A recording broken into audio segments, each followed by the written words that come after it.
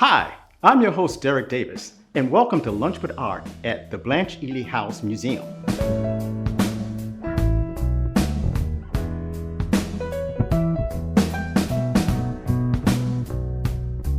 Today, we're going to be looking at three interesting aspects of the office or the study of Blanche Ely.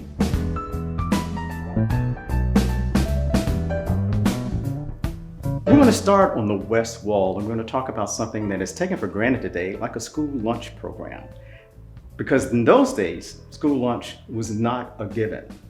It had to be something that was developed, or many of the students to actually get their lunch, they had to walk home to get their lunch. Or you would bring their lunch with them, or they would go to any of the stores that are around the school to get their lunch. But when Blanche Ely came with this idea of actually having a free lunch, it was actually setting up to have a cafeteria at the school. And as part of that cafeteria, you had the cafeteria workers, you had the lines that we take for granted now. I know when I went to school, you can remember getting that tray and going down that line. But we're talking about this was something that was totally new for these students. So it wasn't just that you were getting a new free lunch, you were getting a whole new experience at school with this program. Now, also on the west wall, we have some of the pictures of the teachers. And this was another very innovative thing she did that made her really a valuable educator, because she was searching out through all the state, throughout the nation, to find quality teachers. She would say, send me your best.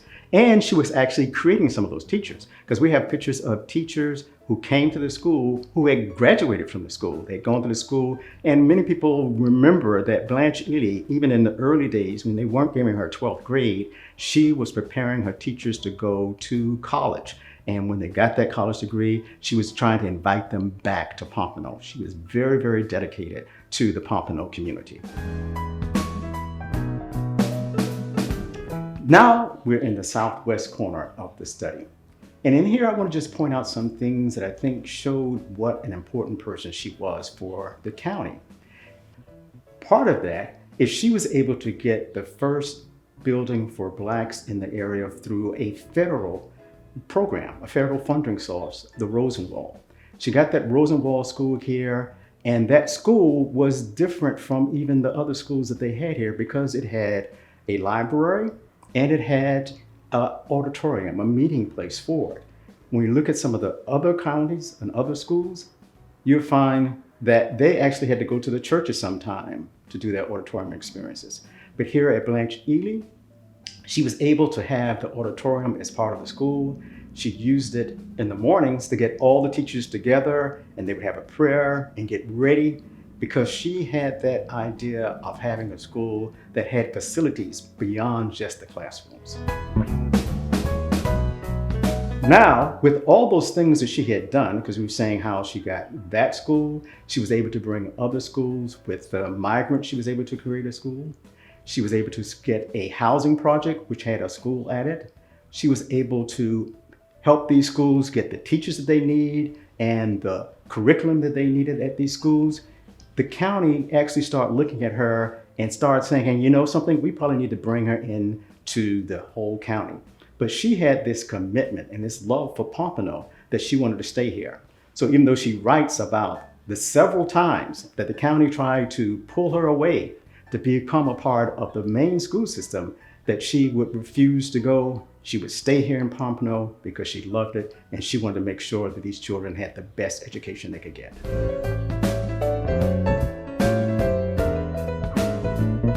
Now we're here on the north wall of the study gallery. And in here, we talk a lot about funding. We talk about some of the current funding and the past funding that made this museum possible. There's a great video that was prepared by the city of Pompano when they helped to fund the rebuilding of the museum, or to restoration of the building. In the restoration, they were able to take care of some of the problems that it had over the years of being in disarray. And with that, you have in the video, you have talks with some of the people from the community. You'll even find me in the video where I talk about some of the history involved in it. So it's a great little catch up on how the current funding has made this museum possible. This little small town girl, growing up in a country setting, she came to South Florida, came to Fort Lauderdale, and she just kept working and fighting with the school system to get more and more services for the students. But also on this wall, you'll find something about the original museum and its original funding. And this was done by a group of community activists who, after Miss Ely died, organized a group called the Ely Foundation.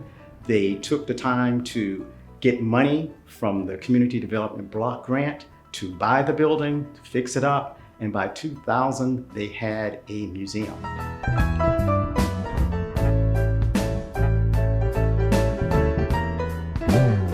Once they had the museum, they got programs to actually start gathering artifacts, gathering articles that they could supplement. So you'll find a lot of those artifacts are still a part of some of the archives that we have here at the museum. They also started programs for a scholarship fund, and they were very successful in raising dollars for the scholarship fund for it. But unfortunately, due to problems, that's when the museum went into disrepair for many years, and then the city came with their current funding to fix it up. While we're on the topic of funding, I'd like to talk a little bit about what the funding resources were when Miss Ely was here. Because we find that many of the programs she had was actually to raise funding. We've talked about many things she had to get funding for those things. So when you look in it here on this north wall and you see some of the things like the ribbons and the cups, those were all part of fundraising programs. When you buy a license, when Miss Ely herself would cook sweet potato pies to be a part of raising funds for it. She would go to the people who were part of the school and get money for them. So when she had to close the school down in 1970, she had thousands of dollars in her account because of the fundraising she did. And this is fundraising that was on top of what she was getting from the county. Last thing I'd like to point out is on the desk in the southeast corner is artwork that was donated by George Gaston, and it's a bust of Blanche Ely. George Gaston is a very renowned artist. He has done more than 20 art in public places pieces that are all over South Florida, even has one at the Larkin Center. And he gave this piece to show how he felt about Blanche Ely. Now, George Gaston started off in business from Duke University and found that he was not that interested in just doing business things, that he wanted to do art. So I'd like to thank you today for joining us at the Blanche Ely House in our study. I hope you enjoyed some of the things that we learned about her life and the contributions she made to the city of Pompano. Thanks, and come with us again for the next Lunchtime at Art.